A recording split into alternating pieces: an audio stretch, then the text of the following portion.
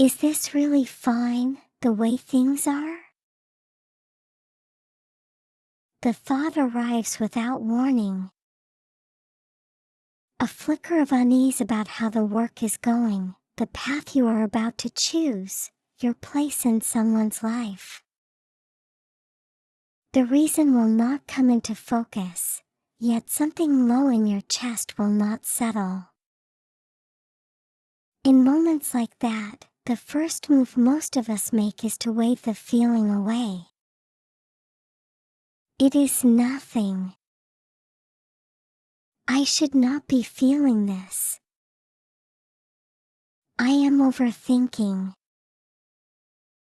We clap a quick lid on whatever just stirred, and try to walk forward as though nothing happened. Over the years I have watched, up close, many people choosing something while quietly troubled. One thing has come into focus across those conversations. The people who are actually feeling unease are often the ones who tell themselves, most firmly, that they could not possibly be feeling it. The unease itself may not be the scary part. Admitting to yourself that you are carrying it can be scarier.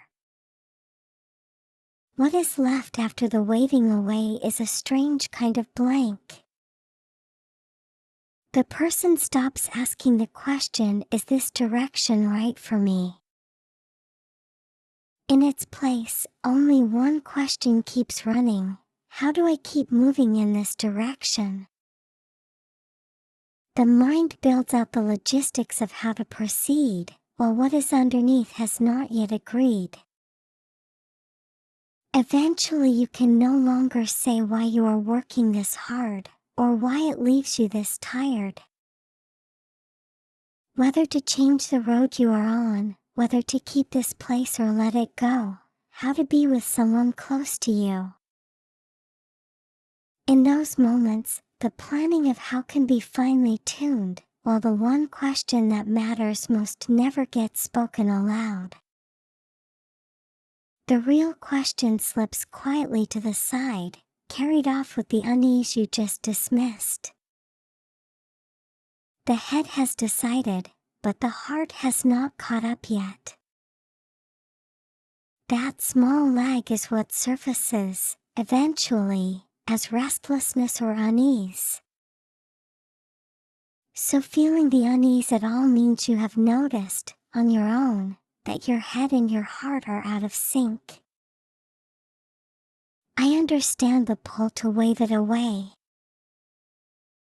Restlessness and unease are not pleasant to sit with. The moment you admit you are feeling them, you also seem to owe yourself a pause. The path you finally settled on might have to be reconsidered from the beginning, and that is frightening.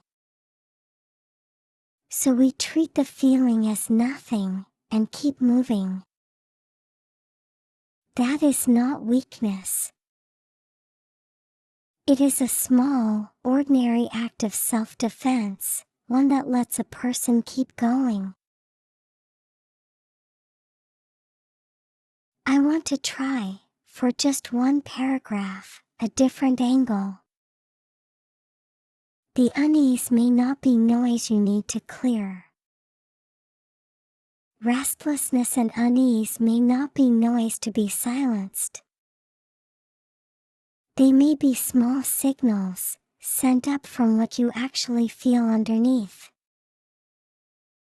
This direction might be slightly off.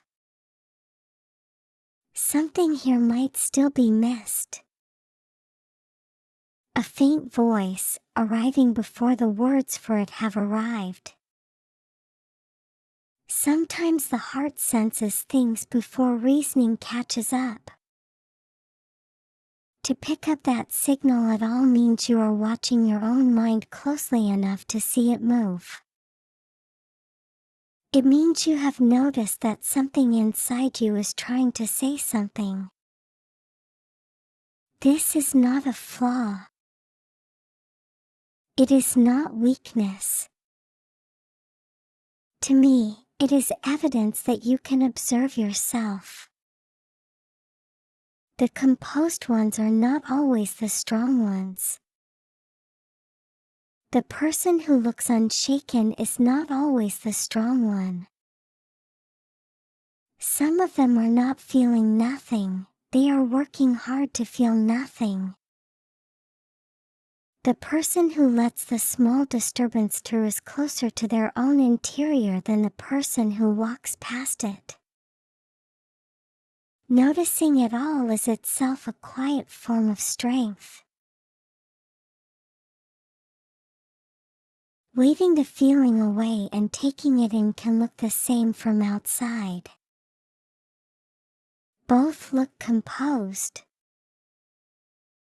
Both look like a person facing forward without trouble. Inside, they are nothing alike. Waving it away is passing by with your eyes turned aside. Taking it in is looking at it fully, and standing in a place where you can choose what to do next. The same calm can be a retreat in one case and a kind of strength in the other. I want to be careful here. Noticing the unease does not mean you have to change course right away. The signal is not a command saying stop. It is more like a small note saying, just once, check on this. After checking, you may choose the same road. That is also fine. A road chosen after you have honestly looked at the doubt walks more surely than a road taken with the doubt still pushed to the side. For my own part, I have tried not to run from the way my own mind moves. I do not file the hardness or the unease under did not happen. I say to myself, plainly, this is what I am feeling right now, and let that stand. Not wave it off. Just leave it sitting there, in view.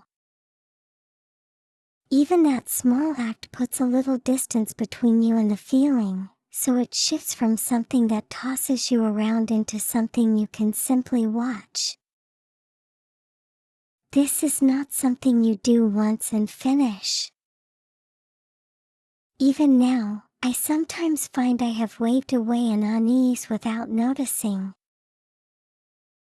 What matters is noticing, even after the fact, and taking the feeling in again, properly this time.